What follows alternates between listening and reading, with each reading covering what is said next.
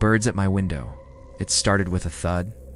Just a dull smack against glass. Nothing strange. Birds hit windows all the time, right? But this one felt different, because it didn't end there. It never ends there. It was a quiet Tuesday morning.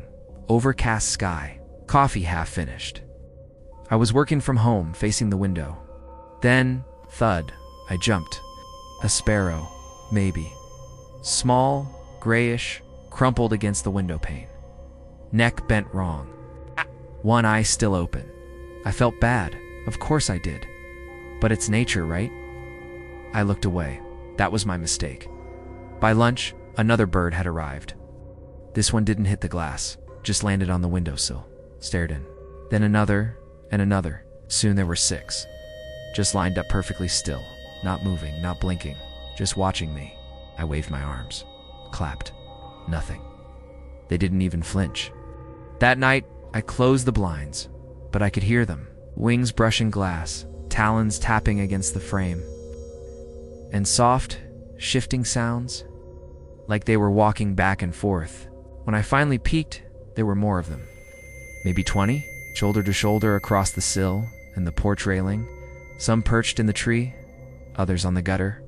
Silent, unmoving, all facing my window. The next morning, they were gone. Nothing on the sill, nothing on the porch, no feathers, no droppings, no marks.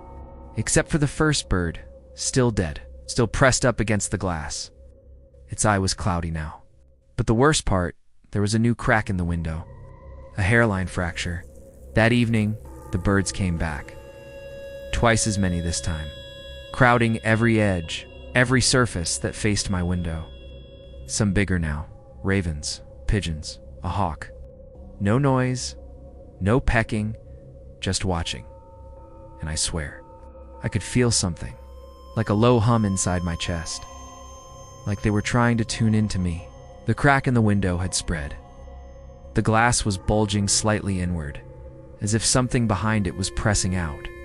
But when I looked, there was nothing. Just a flicker. It's like movement where there shouldn't be. Then I saw it, reflected in the glass, not in the room. A shape, tall, thin, head cocked sideways, and behind it. The birds, dozens now, in rows, like a congregation, watching me watch it. I packed a bag, called a friend. I wasn't going to sleep there again. But when I opened the front door, a wall of feathers, birds covering the porch, lined up across the railing, perched on the banister, blocking the steps, and all of them looked up at once. That sound they made? It wasn't a chirp. It was a hiss. That night, they tapped the glass. Claws, beaks, not random. A pattern, 3 taps. Then silence. 3 more. Like Morse code, maybe?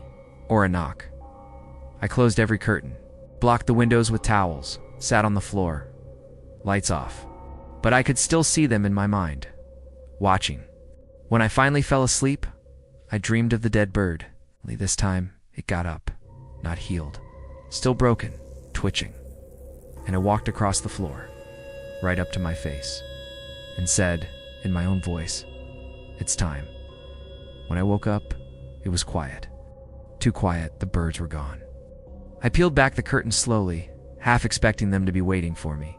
But the porch was empty. The windows were clear. No tapping, no flapping wings, no staring black eyes, just normal, except for one thing. The first bird, the one that hit the glass, was gone. No body, no blood. Just a smudge on the window and a single feather pressed flat against the pane. Perfectly centered, as if left on purpose. I stepped outside. Still no birds. But as I looked up at the power lines, I saw something that made my stomach drop. Every single line was full. Hundreds of birds, perfectly spaced, silent, unmoving, lined up all the way down the street. Facing the same direction, facing my house. I went back inside and shut the door. And that's where they stayed. Not attacking, not leaving, just watching. They don't make noise anymore. They don't need to. They're waiting for something, and I think I know what it is. The next time a bird hits the glass, I think I'm the one who has to go out there. If you felt something watching with you tonight, you're not alone. It's still here, and it's listening. So before it gets closer, like this video, so we know you survived. Comment if you've seen something like this. And subscribe if you want to keep the lights on. This is DarkBadger. Remember, the dark is always hungry for more.